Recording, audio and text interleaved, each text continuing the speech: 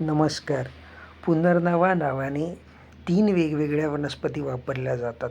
त्यातली नेमकी कुठली पुनर्नवा औषधी आहे, कुठली आपण औषधामध्ये वापरू शकतो आणि वेगवेगळ्या ज्या व्हरायटीज आहेत त्या कशा ओळखाव्या हे बघण्यासाठी आपण हा व्हिडिओ तयार केलेला आहे. तर सर्वप्रथम आता आपण व्हिडिओमध्ये जी बघताय ती आहे पुरेविया इरेक्टा, पुनर्नव्याची अशी व्हरायटी जी जमिनीवर पसरत नाही.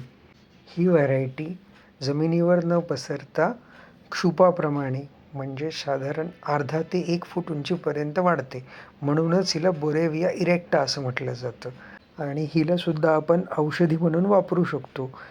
त्यानंतर आपण बघूया पुनर्नव्याची दुसरी व्हरायटी बोरेविया डिफ्युजा.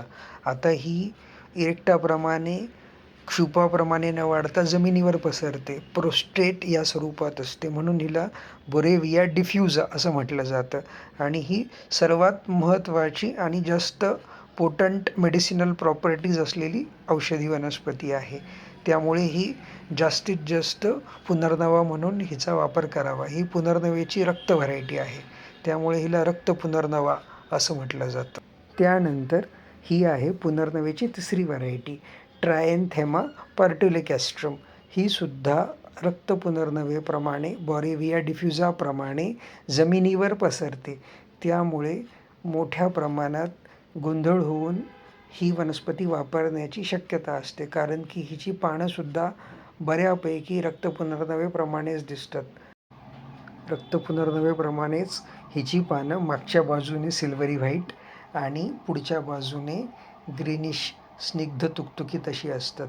आणि ह्याचं आयडेंटिफिकेशन कॅरेक्टर म्हणजे हिची फुलं. ह्याची फुलं जी आहेत ती सॉलिटरी असतात, व्हाईटिश, अतिशय छोट्याशा 5 पाकळ्या असलेली याची फुलं असतात. त्यावरून आपल्याला ती ओळखता येते.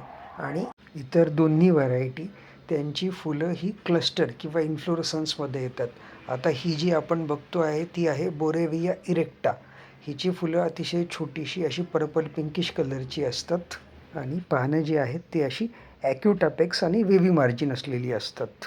त्यानंतर जी मेन व्हरायटी बोरेविया डिफ्युजा आहे त्यातली फुलंसुद्धा बोरेविया इरेक्टाप्रमाणेच पिंक, पर्पलिश आणि ग्रुपमध्ये क्लस्टरमध्ये येतात. आणि त्यावरून आपण अशा पद्धतीने 3ही व्हरायटीज ओळखू शकतो आणि योग्य वापर करू शकतो. धन्यवाद.